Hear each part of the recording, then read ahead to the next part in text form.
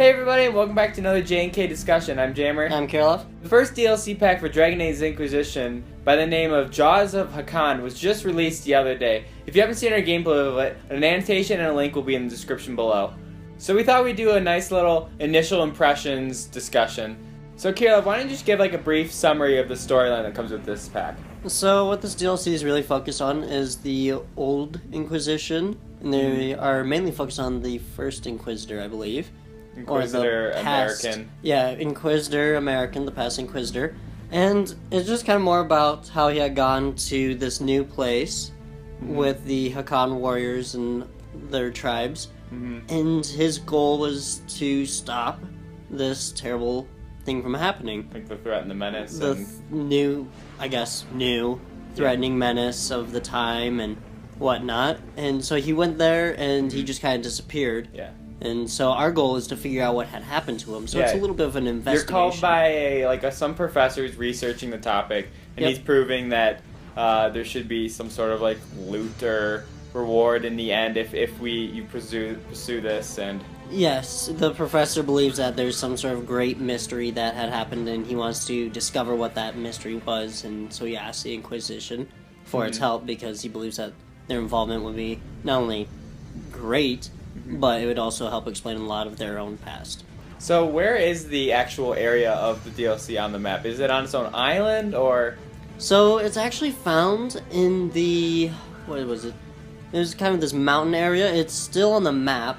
It is not its own island. It's a little bit further south of one of the other areas. So it's just in an originally unexplored area. Yeah, it's just a originally unexplored kind of area. I actually believe that they somewhat addressed it in the war table on one of those missions, kind of where the area was. Yeah. So it's around that area, and that would be the one where you have to make your decision whether to keep your troops alive or to keep following Red Templars. Yeah, so, what other things does this DLC pack add besides the new storyline quests and then the obviously hundreds of side missions? And well, the new things, they're great.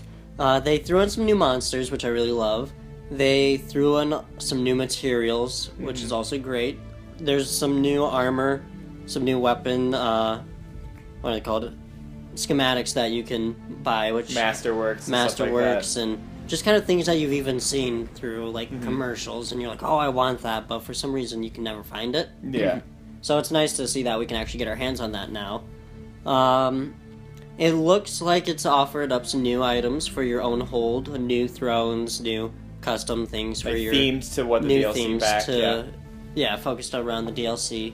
So there's a lot that went into it, which is really nice, and hopefully we'll see more with that. So what do you feel about the level difficulty? Because they recommended level 20, but I believe you're at, what, 23, 24? I went into it at level 23, and I actually believe that you should be level 24 bare minimum to really enter this DLC. There's a lot of enemies that seem a lot more powerful than their level would suggest. Yeah. They've definitely made the difficulty of the enemies harder than in the regular areas, I would say. Yeah. So, which they should. It's good because, I mean, a lot of people who are coming to this DLC might have already beaten the game way long ago, haven't touched it in who knows how long, and now they're finally coming back for the DLC. And if it's, the same difficulty level as post-endgame stuff, you know what I mean, it would be, challengeless. Yeah. Even with that, it's like, if they had ended the game at level 25, you're still going to see a challenge in this one, whereas in all the regular areas, you're going to smite everything in your way. Exactly.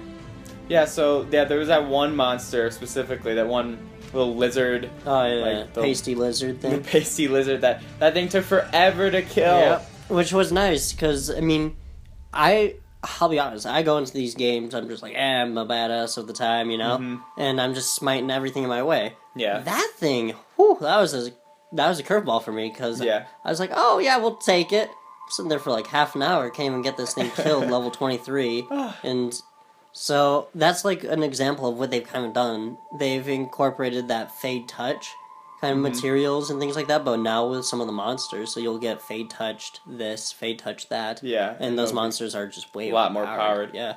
So the DLC pack as a whole is about a gig big. Yep, about a gig, give or take. Yeah, the main storyline, how many hours do you think that would take up? About Well, if you did it right, where you just well, if you did right, if you just went straight for it, I can't say the main storyline itself would be way too long. Mm-hmm. I'd say you could probably get 6 hours out of it, 6 which to 8, is yeah. pretty good for a DLC. But then if you include all the side But missions if you and stuff do like that, all the side missions on top of it, and you just kind of pace yourself through it, mm-hmm. through the side missions, you can get a whole lot more hours out of that easily. I'd say you could probably get 36 hours if not if more. you just continuously are playing through it, just hardballing it. Yeah. So for like value purposes, like for having to pay $15, do you think this was well worth it? Do you think it should have been less, more? So initially when I first started it, I was thinking, oh, this isn't going to be that great. It seems a little fast-paced. They just want me to keep going for this. But then it just kind of slows down real nice. Mm-hmm. And that's when I realized, like, this is actually going to be worth the money. This is worth the $15 that I ended up spending for the DLC. So I'm pretty happy with its actual price. I feel like they did a good enough job where $15 seemed adequate enough. Mm-hmm.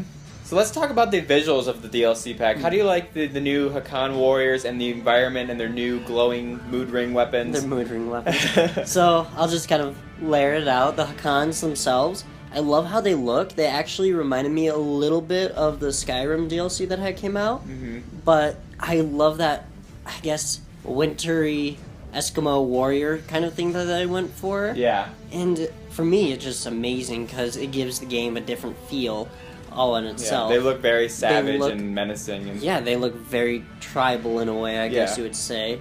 The scenery itself. So even in the gameplay I had mentioned, there was like a transition to an Alice in Wonderland kind of an area. Yeah, it was nice grassy open plains, rivers, fields, and all of a sudden you hit these thorns. These thorns. And it's like thick, dark wooding. Oh, I loved it. I think the visuals of it was just phenomenal. They kept really well with that. It was like going back to the Emerald Greens for me for the first time, you know? Yeah. Where you get there's just this shock of how beautiful it looks and everything. But there's a new twist to it. But there's a new twist to this that I absolutely loved, and that was the Alice in Wonderland location. Yeah. Which is really just kind of the center of the entire area. Mm-hmm. And then the new weapons, just how those look. Mm-hmm.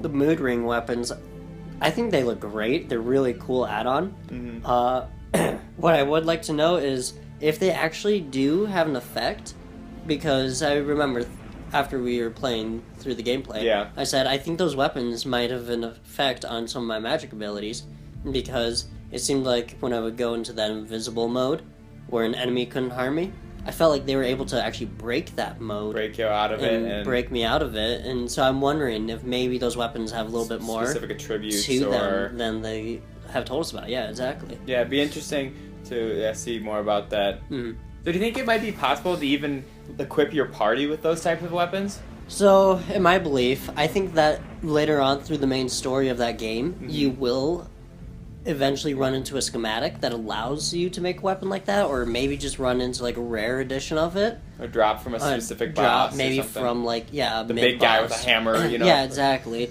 But, I mean, for me, I believe, like I said, the schematic, it's a possibility because you get that Fade Touch stone material. or you get that new material, and I'm thinking maybe you would make that material your main focus of making that new weapon or the armor, something. Yeah, exactly. So there is definitely a possibility of that weapon being available to players, but it would just be interesting to see if it is or not. Yeah. So is there any final thoughts you want to wrap this up with, just overall impressions of it? Final thoughts is that the game, the DLC, is really well done. There are definitely a couple of things that seem to be a little bit bugged in it, such as in one of our opening scenes on our videos, you'll see my character gets Babe Ruthed off the map. So, just those kind of things. But where I'm sure they'll fix it. They'll fix it. It's new. It's very, very small, very easy to maintain. And so, just with things a little bit like that, they just need to touch up a little bit here and there, but overall, it's just amazing. It's beautiful gameplay. It's got everything it needs. Yeah, so far it just looks like a great value for the amount of content you get. Be sure to stay tuned for our upcoming review later down the road once we finish it. And of course, we're looking forward to the next pack whenever that'll come out. So if you like this video, be sure to like and follow us on Facebook and Twitter at j_k Productions, link in the description below. Give this video a like and a comment as always. We'd love to hear your input. Thanks for watching. Catch you in the next one. Bye.